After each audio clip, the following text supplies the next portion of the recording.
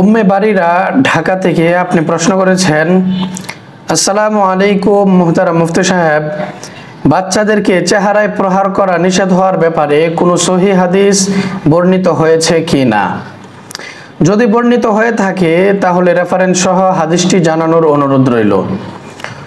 প্রিয় দিনী বোন, আপনার প্রশ্নের উত্তরে আমরা বলবো, চেহারা মানুষের শরীরের অন্যান্য অঙ্গ থেকে অনেক সম্মানিত এবং বহু হাদিসে রাসূল সাল্লাল্লাহু আলাইহি ওয়াসাল্লাম চেহারায় প্রহার করা থেকে নিষেধ করেছেন।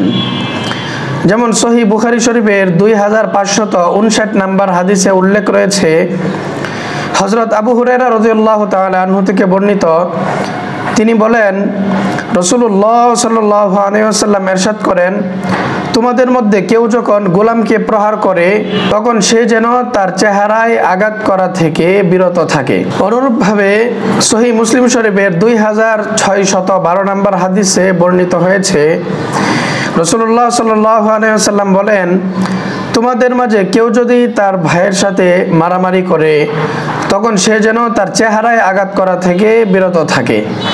অতএব যে কোনো মানুষকে এই চেহারায় প্রহার করা থেকে বিরত থাকা আবশ্যক, চাই সে ছোট বাচ্চা হোক অথবা বড় মানুষ।